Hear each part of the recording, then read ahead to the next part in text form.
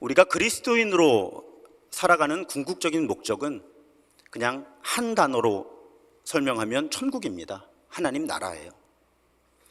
우리가 진정한 의미의 그리스도인이라면 죽어서 하나님 나라에 갈 뿐 아니라 살아서도 하나님 나라를 살아갑니다. 그리고 마태복음 13장을 통해 예수께서는 대략 7개의 비유를 통해서 하나님 나라가 어떤 곳이고 어떻게 해야 그 나라에 들어갈 수 있는지를 설명을 해주세요. 자, 오늘의 비유는 예수 시대의 농경 문화, 그 일상을 반영을 합니다. 자, 농부가 씨를 뿌리는 거예요. 1세기경에 이스라엘의 농부는 씨를 담은 자루를 옆구리에 차고 씨앗을 한 줌씩 집어서 넓은 밭에 뿌렸습니다. 흩뿌렸죠. 그래야 이 밭에 골고루 씨앗을 뿌릴 수 있었기 때문입니다. 그런데 이 방식에 단점이 있죠.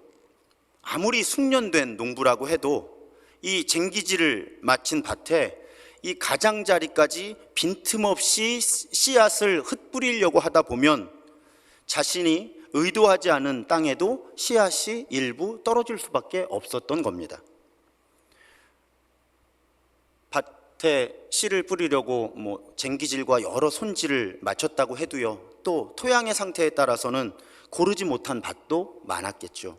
그래서 길가에 떨어지는 씨가 있을 수밖에 없습니다. 그러면 싹을 내지도 못한 채 말라버리거나 새가 와서 먹어버리죠.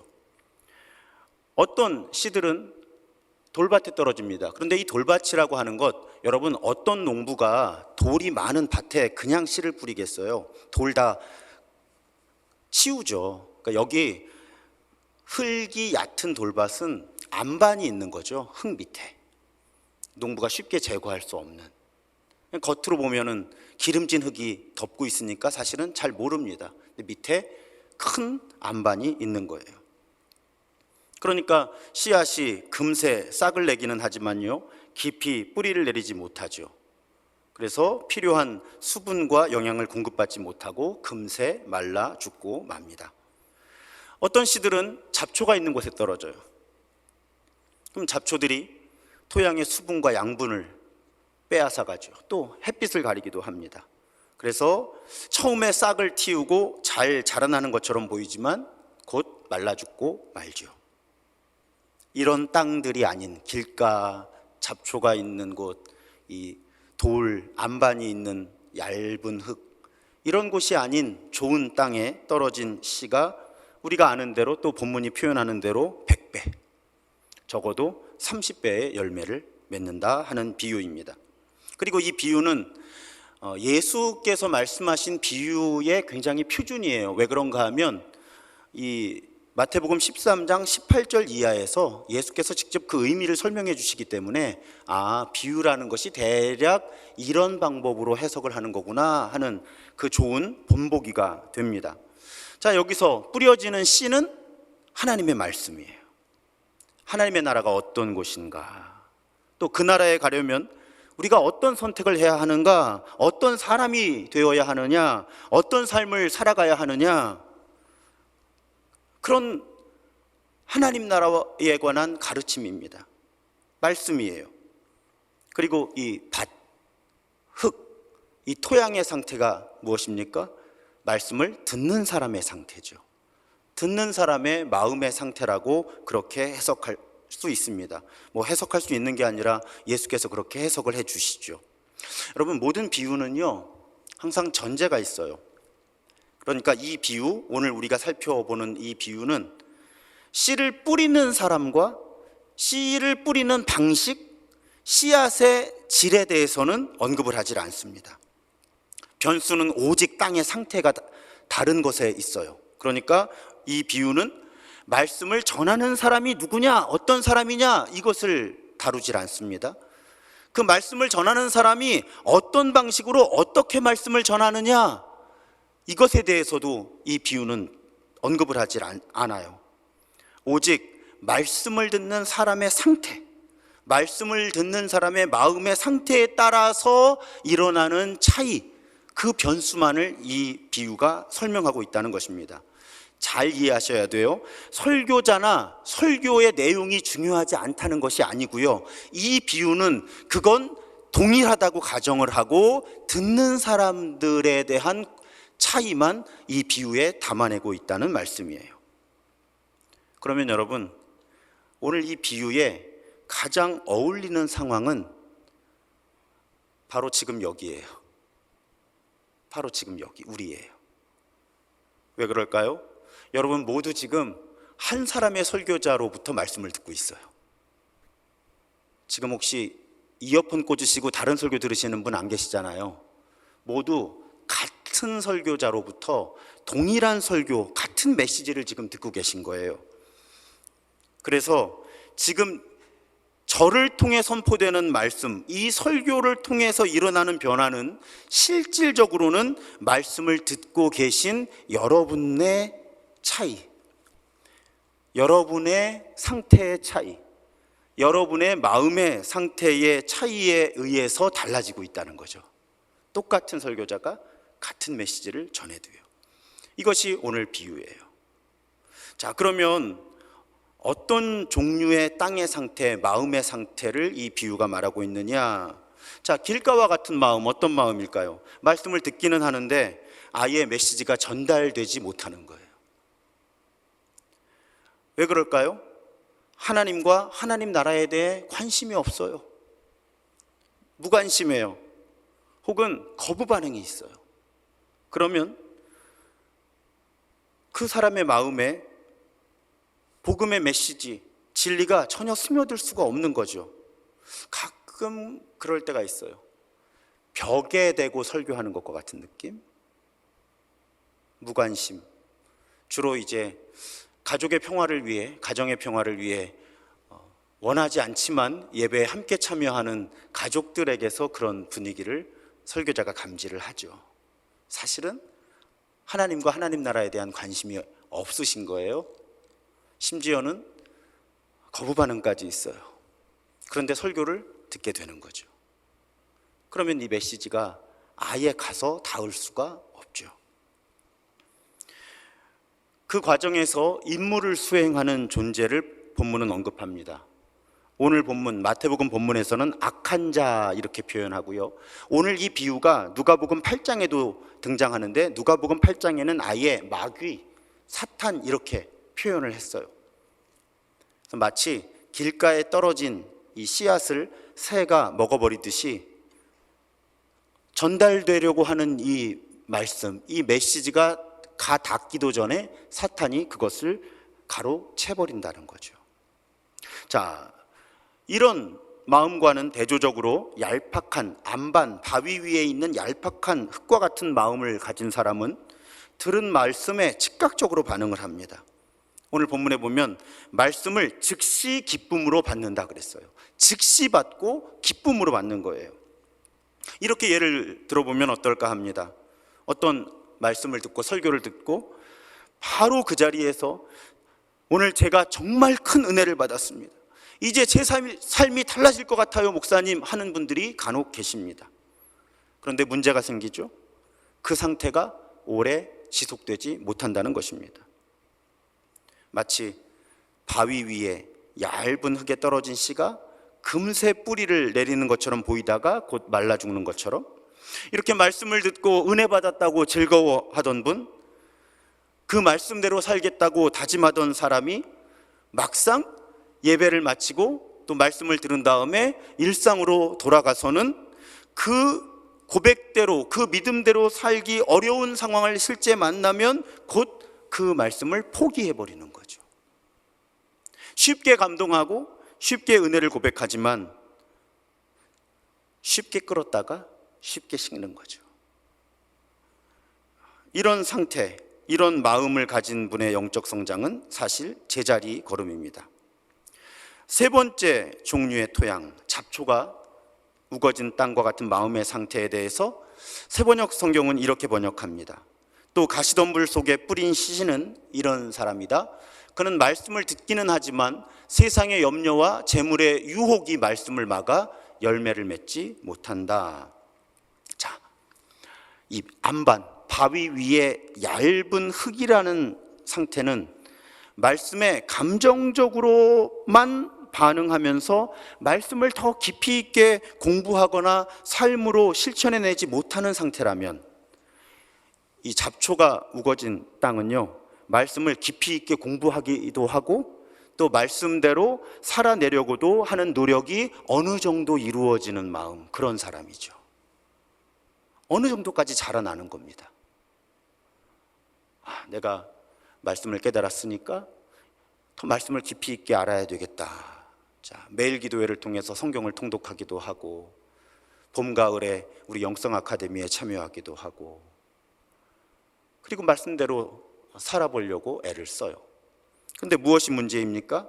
성장과 성숙을 가로막는 것이 있는데, 세상의 염려, 재물의 유혹, 누가복음 8장에서는 인생의 향락이라고 하는 항목을, 잡초를 추가를 합니다. 그러니까 한마디로 말씀드리면 돈과 쾌락을 사랑하는 거죠.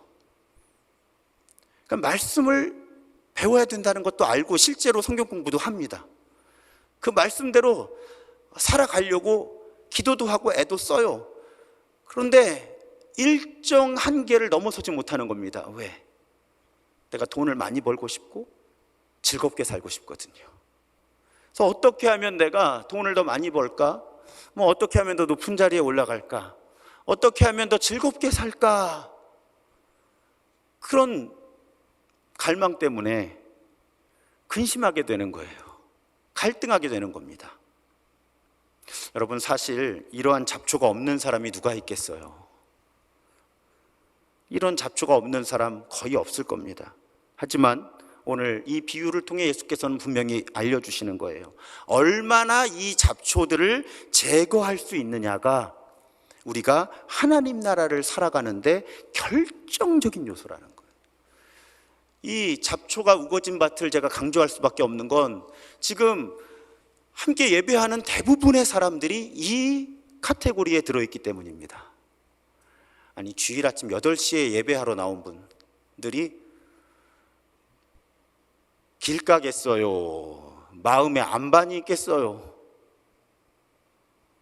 우리 모두가 대부분 다 어느 정도의 잡초를 가지고 살아가는 사람들이어서 이 부분을 강조할 수밖에 없다는 거예요.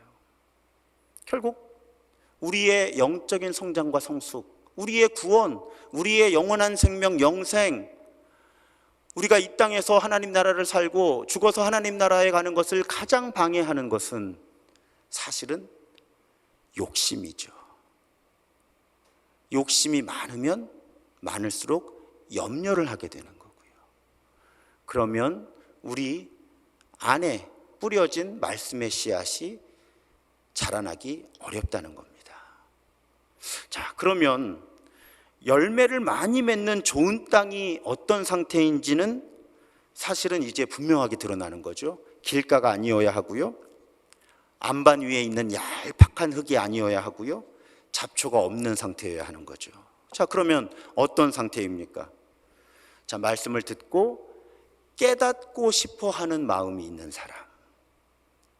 오늘 설교를 듣고 나니까 내가 이걸 좀 더 알았으면 좋겠다, 이건 무슨 뜻이지? 하는 그런 궁금증이 생기는 사람, 질문을 갖게 되는 사람, 그리고 그냥 그 질문을 묻어두는 사람이 아니라 그 질문을, 내 답을 한번 찾아보려고 인터넷 검색을 해본다든지, 목회자들에게 카톡을 보내본다든지, 유튜브에 관계된 영상을 뒤져본다든지, 그런 사람들.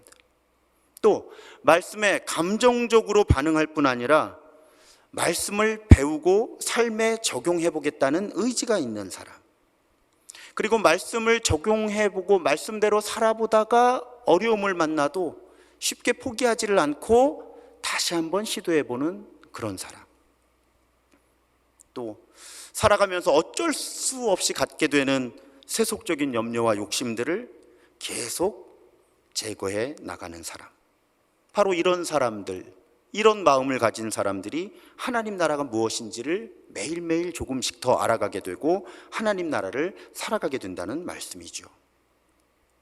여러분, 예수께서 하나님 나라에 관한 집중적인 가르침을 시작하시면서 이 비유를 첫 번째로 말씀하신 의도를 우리가 놓치지 말아야 합니다. 우리가 그리스도인으로 살아가는 것은요, 하나님 나라를 살아가기 위한 거예요. 그런데 그 하나님 나라를 살아가려면 우리가 말씀을 들어야 된다는 거예요. 단지 말씀을 듣기만 하는 것이 아니라 그 말씀이 우리 안에서 뿌리를 내리고 자라나야 한다는 거예요. 그래서 열매를 맺어야 한다는 거예요. 그래야 우리가 하나님 나라가 어떤 곳인지를 알게 되고 그 하나님 나라를 살아가게 된다는 거지요. 말씀이 내 안에서 내 암과 삶에, 내가 아는 것과 살아가는 것에 실질적인 변화를 일으킬 때 하나님 나라가 이루어지는 것을 예수께서는 이 비유를 통해서 분명히 하시는 거예요. 그래서 우리 교회가 가장 집중하는 것이 바로 성경이죠. 하나님의 말씀이죠. 이 말씀이 우리에게 어떤 의미인가? 그렇다면 우리는 어떻게 살아야 하는가? 왜요? 그것이 이루어지지 않으면 우리가 교회를 아무리 오래 다녀도 하나님 나라가 무엇인지 그 실체를 알지 못하고, 또 하나님 나라에 들어간다는 것이 어떤 것인지를 알지 못하고, 하나님 나라 시민의 자격이 무엇인지 알지 못하고, 그렇게 신앙생활을 할 수밖에 없기 때문에 우리는 늘 말씀에 집중하는 것입니다. 또 말씀을 듣는 거고요, 말씀을 묵상하는 거고요, 말씀대로 살아보는 것입니다. 그런데 여러분, 그 말씀 자체와 또 그 말씀을 전하는 사람이라는 변수만큼 혹은 그 변수보다 더 중요한 것이 그 말씀을 듣는 내가 어떤 사람이냐, 지금 내 마음의 상태가 어떠한가의 문제라는 거죠. 이 변수를 잘 다루지 않으면 설교자를 탓하고 설교의 내용을 탓해서는 실제적인 변화가 일어날 수 없다는 겁니다. 내가 어떤 사람인가? 지금 이 설교를 듣고 있는 나는 어떤 사람인가? 지금 이 설교를 듣고 있는 내 마음은 어떤 상태인가? 제가 의도한 것은 아닌데 수요 치유 예배하고 이 비유가 결이 같아요. 지난 수요일 또 돌아오는 수요일 특히요. 마음이 중요하다는 거예요. 도대체 내가 어떤 삶을 살아왔고 지금 어떤 생각을 하고 있기에 저 설교자의 저 메시지가 나에게는 이렇게 들리지? 왜요? 우리 모두는 다 렌즈를 가지고 있거든요. 렌즈가 굴절을 시키는 거예요. 제가 A라고 말을 해도요, 듣는 분들은 다 조금씩 다르게 듣는 거예요. B로 듣기도 하고 C로 듣기도 하고 E로 듣기도 하고 Z로 듣기도 해요. 왜요? 모두의 마음이 그 말씀을 굴절을 시켜요. 심한 경우는 왜곡을 시키죠. 많이 왜곡을 시키면 실제로 설교한 다음에 어떤 분과 대화를 나눠보면 반대로 그 설교를 이해한 분들도 만나게 되는, 전혀 반대로 제가 전달하고자 하는 주제에. 그래서 여러분, 오늘 비유가 우리에게 주는 교훈은 나에게 있는 렌즈를 잘 살피라는 거예요. 안경 쓰시는 분, 렌즈 끼시는 분들은 분명하게 이해하실 거예요. 안경 도수 조금만 바뀌고요, 제가 이 렌즈가 다초점 렌즈거든요. 근데 얼마 전에 이 태가 망가졌어요. 근데 안경이 하나밖에 없어서 급하게 렌즈를 들고 근처 안경점을 갔어요. 새로운 태에다가 이 렌즈를 끼워달라고 부탁을 했더니 그럴 수가 없다는 거예요. 왜 그럴 수 없냐 했더니 이 다초점 렌즈는 워낙 이 초점을 예민하게 조정하기 때문에 이 렌즈를 더 깎으면 그 초점의 위치가 변해서 다초점 기능을 제대로 할 수 없다는 거죠. 그래서 안경사님이 본래 렌즈하고 딱 맞는 테를 다 일일이 하나씩 껴보면서 찾아가지고 이 틀에다 끼워주시더라고요. 여러분, 안경 렌즈 하나가 이렇게 예민하더라고요. 그러니 여러분, 우리가 말씀을 읽거나 들을 때 우리의 마음에 다 렌즈가 있는 거예요. 그런데 내 도수를 알아야 되는 거죠. 그게 내 마음의 상태를 아는 거예요. 내 도수를 알아야 이런 말씀이 들어와서 이 말씀이 내 안에서 얼마나 굴절이 되느냐를 내가 알고 있어야 되는 거예요. 그래야 선포되는 하나님의 말씀을 하나님 말씀 그대로 들을 수가 있어요. 그렇지 않으면 설교자들은 열심히 하나님의 말씀을 선포를 해도 자꾸 그분에게 전달되는 하나님의 말씀은 굴절이 돼서 왜곡이 되는 거예요. 설교를 들으면 들을수록 왜곡이 돼요. 그러면 영성은 설교를 들으면 들을수록 왜곡이 되는 거예요. 이런 분들 계세요.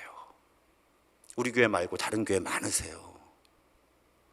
도수를 알아야 돼요. 내 도수, 내 렌즈, 내 마음의 렌즈의 도수를 알아야 내가 어떤 말씀에 예민하게 반응하고 어떤 말씀에는 거부 반응이 있고 어떤 말씀은 자꾸 돌려서 틀어서 해석하려고 하는지 이걸 알고 있어야 해요. 그래야 선포되는 하나님의 말씀을 하나님의 말씀으로 온전히 들을 수가 있어요. 여러분, 하나님 나라에 관해 가르치시면서 사실 예수님이 속상하셨어요. 사람들이 그 가르침을 제대로 들으려 하지 않았던 거예요. 또 왜곡해서 듣는 거예요. 자꾸 그러니까 깨닫지도 못하고 깨달은 척 하는데 왜곡해서 듣고. 그래서 예수님이 오늘 비유를 말씀하시면서 이 비유와 해석 사이에 몇 가지 말씀을 하세요. 그 일부를 제가 메시지 성경의 번역으로 옮겨왔어요. 제자들에게 하시는 말씀이에요. 이 군중들에게는 비유로만 말씀하셨고요, 따로 제자들을 모아서 비유를 해석해 주시면서 이렇게 말씀하신 거예요. 너희, 그러니까 핵심 멤버 예수의 제자들에게는, 사도들에게는 하나님 나라를 아는 깨달음이 주어졌다는 거죠. 그래서 하나님 나라가 어떻게 되어가는지를 제자들은 안다는 거예요. 그런데 그 선물, 그 깨달음이 누구한테나 있는 것은 아니라는 거죠. 어떤 사람에게는 주어지지 않았다는 거예요. 그래서 무엇이 필요하냐? 준비된 마음. 누구든지 준비된 마음이 있으면 언제라도 깨달음과 이해가 막힘없이 흐를 것인데, 이 준비된 마음이 없으면, 준비된 이 마음밭이 없으면 깨달음은 흔적도 없이 금세 사라져버린다.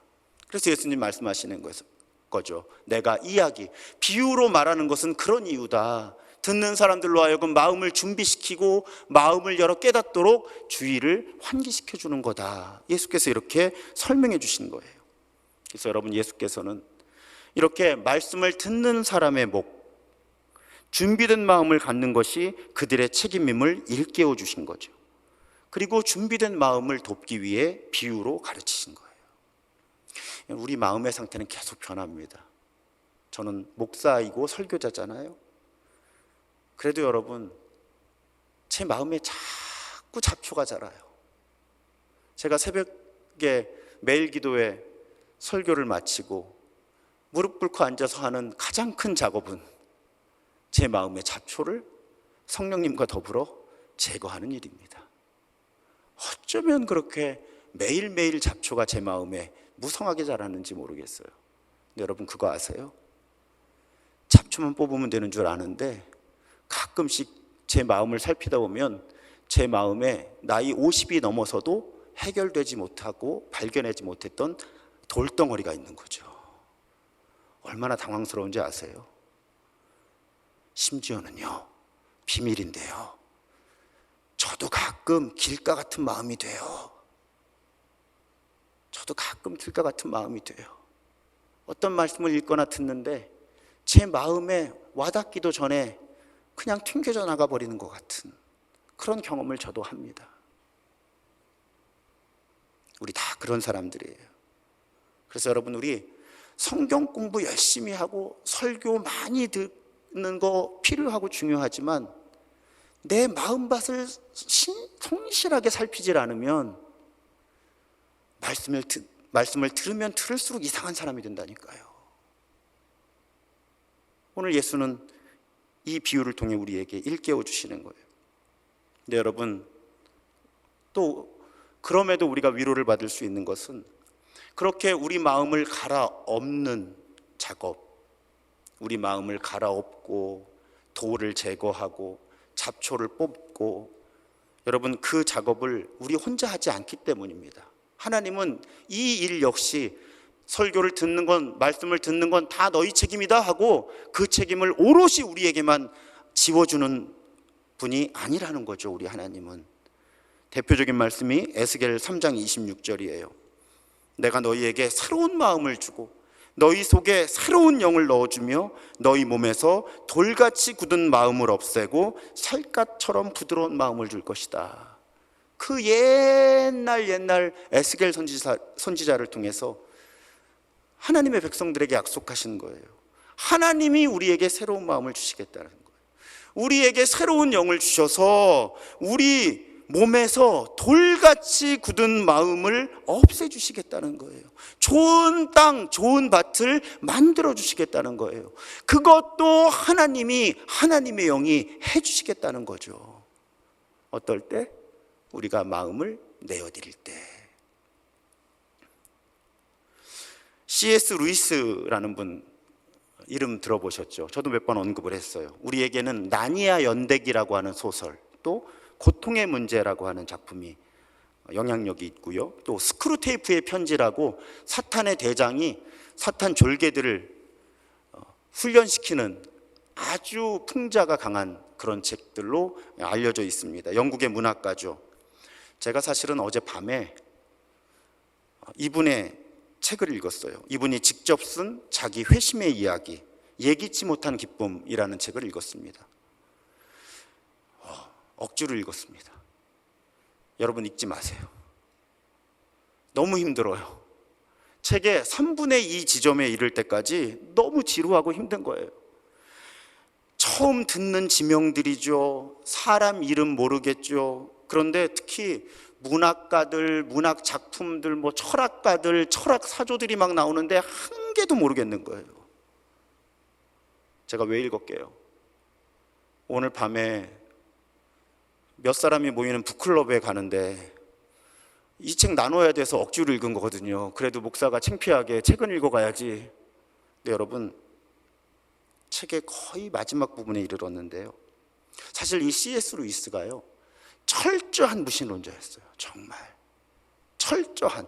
오늘 밭의 비유로 치면 길가, 정말 길가 수준, 그런 사람이었어요. 그런데 아주 치열한 내적인 싸움 끝에 어느 날 절대자의 존재를 인정을 해요.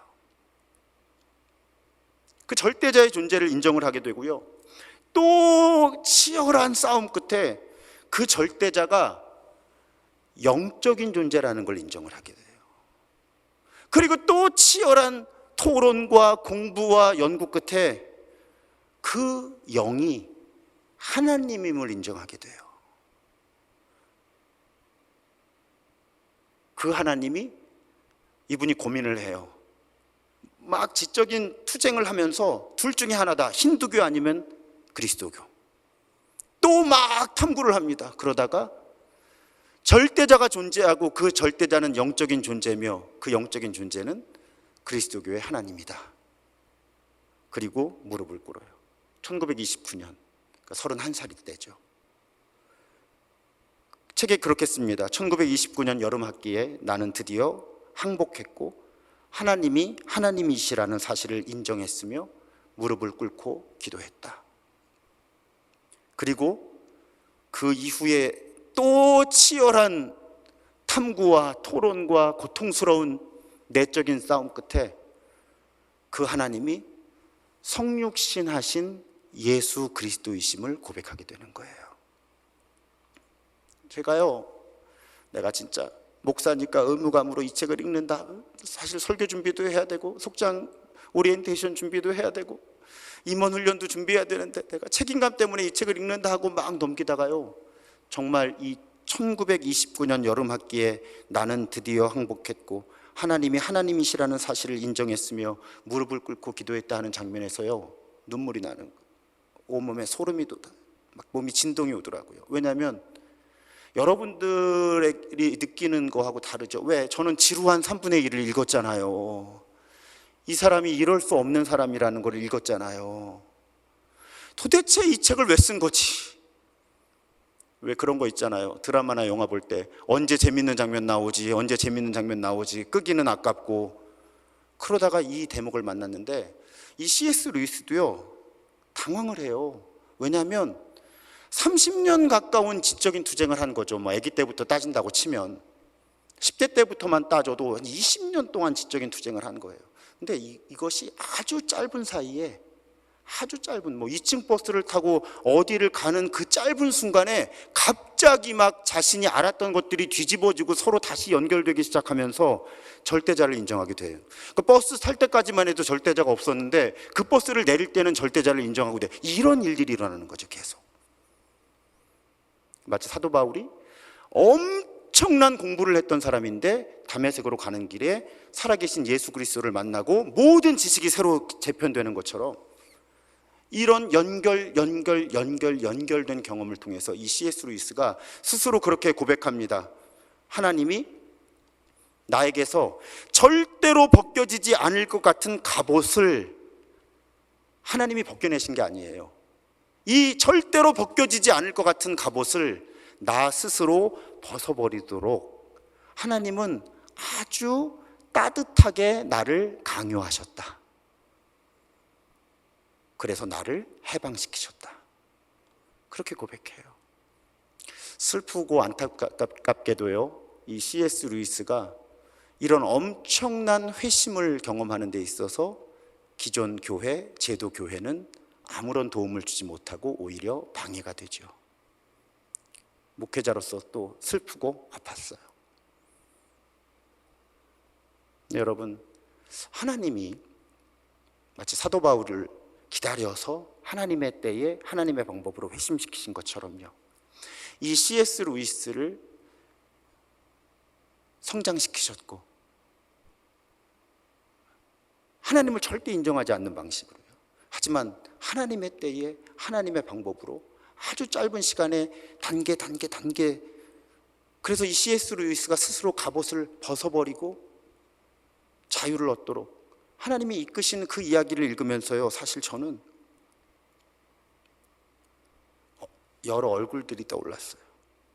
제 주변에 하나님을 받아들이기 어려워하거나 아예 하나님을 인정하는 것이 무의미하다고 생각하는 사람들의 얼굴이 떠오르더라고요. 여러 얼굴들, 우리 교인들 가족들의 얼굴들도 떠올랐어요.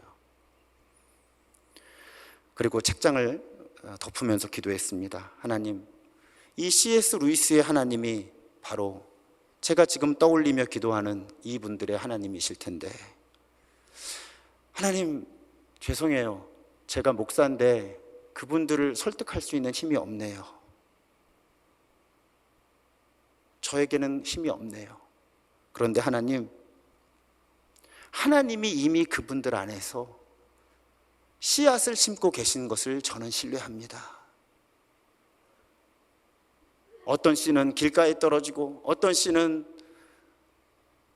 바위 위에 얇은 흙에 떨어지고, 어떤 씨는 잡초 가운데로 떨어지지만, 그래도 하나님이 계속 씨앗을 뿌리고 계시고, 하나님이 계속 이분들의 마음밭을 다듬어주고 계시기 때문에, 하나님, 바울이 회심했다면, C.S. 루이스가 회심했다면, 제가 지금 기도하는 이 사람들도 하나님을 인정하게 될 날이 올 줄로 믿습니다.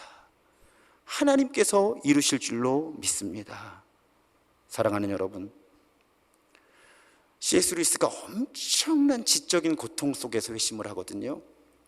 성령께서 내 마음을 수술하시면 아플 수 있어요. 고통스러울 수 있습니다. 하지만 그렇게 성령께서 우리 마음밭에 돌과 잡초들을 제거하시고 좋은 밭이 되게 하실 때, 또 우리가 하나님을 받아들이게 해달라고 기도하는 그 소위 말하는 전도 대상자들, 성령께서 그분들의 마음밭에 돌과 잡초를 제거하시고 좋은 밭이 되게 하실 때 아플 수 있어요. 힘들 수 있습니다. 하지만 그럴 때 우리와 그분들의 마음밭에 떨어진 그 말씀의 씨앗이 자라나서 100배의 결실을 하는 날이 올 줄로 믿습니다. 왜요? 우리 주님이 신실하시기 때문에 주님께서 신실하게 계속 말씀의 씨앗을 뿌려 주시거든요. 그리고 약속하는데 우리 교회 설교자들도 신실하게 하나님의 말씀의 씨앗을 뿌리는 전달자들이 될 거거든요. 그러니 여러분, 올 한 해 우리의 마음밭을 하나님께 내어드리면서 하나님, 제 마음의 돌을 좀 제거해 주세요. 저와 함께 잡초를 뽑아주세요. 제 마음을 보여드릴게요. 제 마음을 내어드릴게요.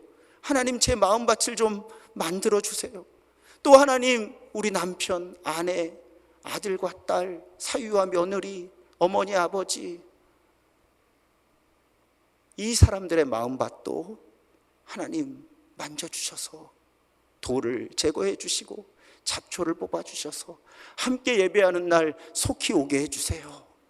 우리가 그렇게 기도하고 그렇게 신실하게 말씀을 받아들일 때 올 한 해 우리와 우리 가족들, 그 말씀의 씨앗이 자라나서 100배 결실하는 그 일을 하나님께서 이루실 것을 믿습니다.